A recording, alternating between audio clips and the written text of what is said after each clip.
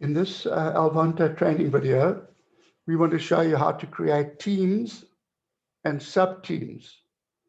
We'll help you to set up and create teams and sub-teams to assign and schedule for services. So in this video, we are going to show you how to add and create a team for services, how to add and create sub-teams, and then how to assign and remove volunteers from a team or a sub-team. Now let me share the actual screen where we do this. Just go over to my dashboard for Alvanta. So once you've signed in and you're at your dashboard, you're ready to go. So the first thing that you want to do is remember, you want to create teams and sub-teams for a service. So we go down on the left-hand side, you go to services, and then across to the right, you work your way down until you see teams.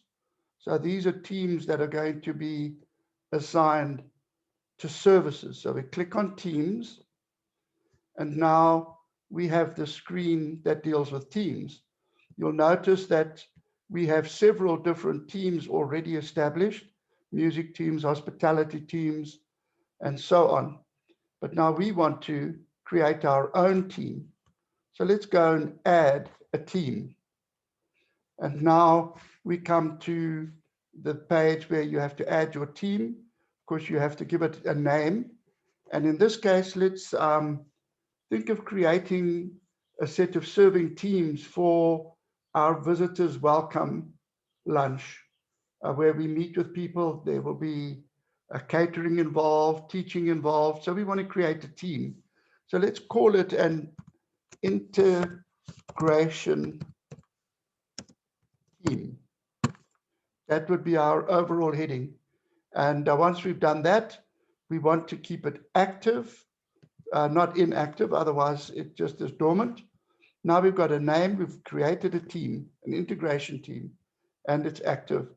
Always remember to press save, otherwise your work will be lost.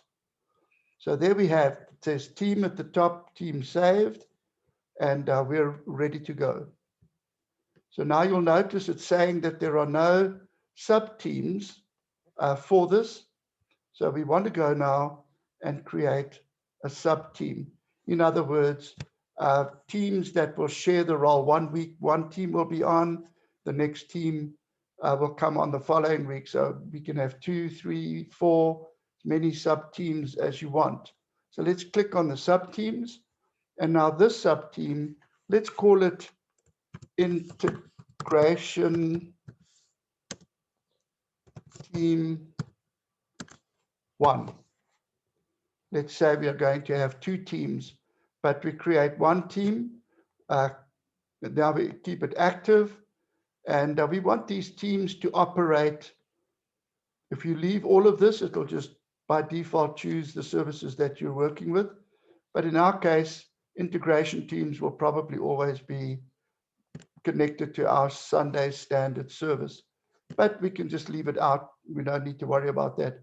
Do we want to, the minute we select these people for a service, that they are confirmed, or do we want them to confirm? So we say unconfirmed, which means that they must still confirm. Now, schedule a notification to be sent to volunteers. Yes, we want them to be notified that they are scheduled when we schedule them.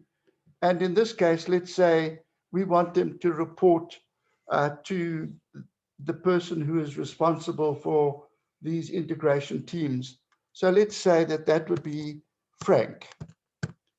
And normally it'll jump up and give you all the people under that. There's Loremo, Frank, and he is now responsible for those teams.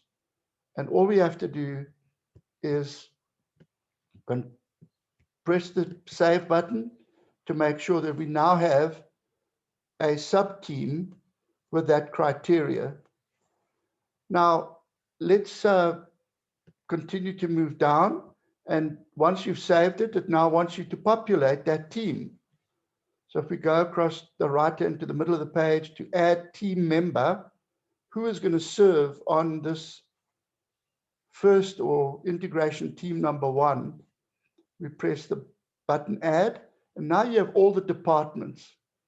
And we know that the integration team is part of the evangelism outreach department. So we click on that, and you see there at the bottom there, we've already created a visitors integration department.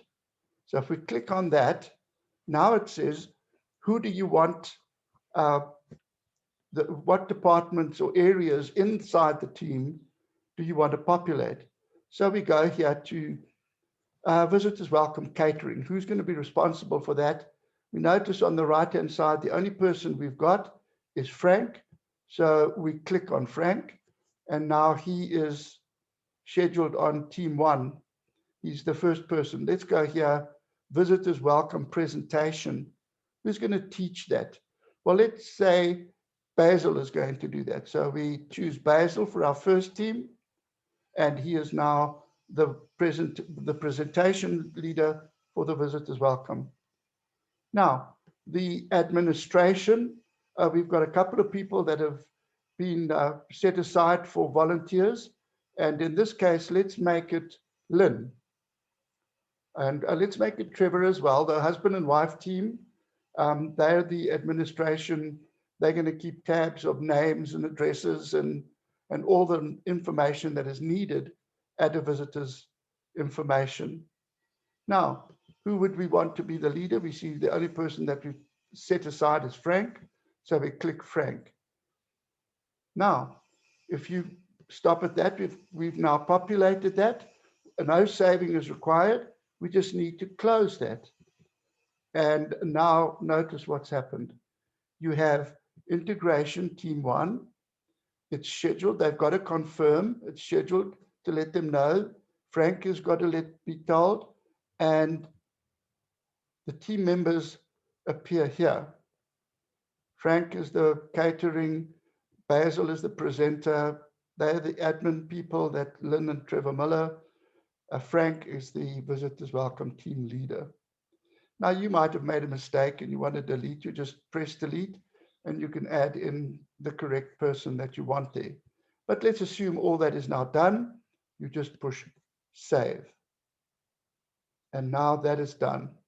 Now, as we go back, we want to have what we would call a second team. So let's go back here. Remember what I said, we go to services, teams, and we've already created an integration team. So we click on the integration team. And now we're back inside integration teams as the main group. And we want to add a sub-team.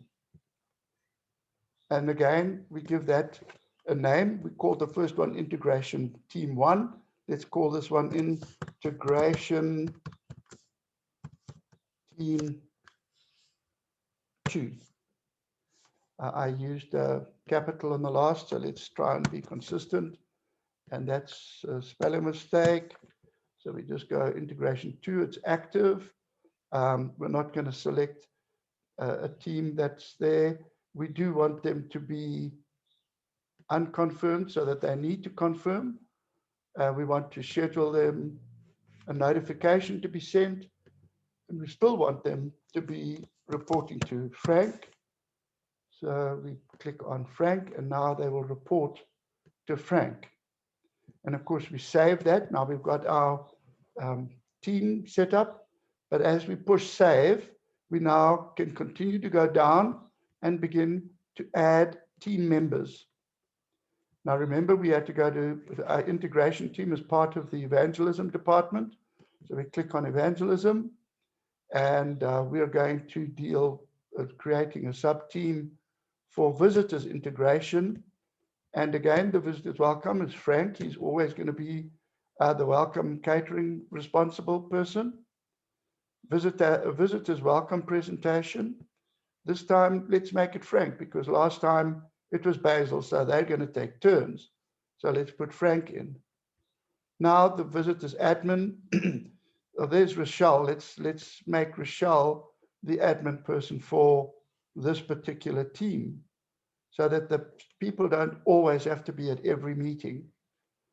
Then the team leader, of course, is Frank. So we click on Frank, and now we've actually populated our second team. And no saving needed here. We just have to close that, and immediately you see your different people that are involved there: catering, presentation, your admin person, and so on. So now don't forget to push save. And now you have two teams for your services. Let's just check that out and see. Services on the left, go down to teams, and the integration team, and there's your integration team 1 and team 2. Now you have created a team and sub-teams ready to go. So nothing further needs to be done. In another video, we'll show you how to actually assign a team to a service. But for now, we've created a team and a sub-team.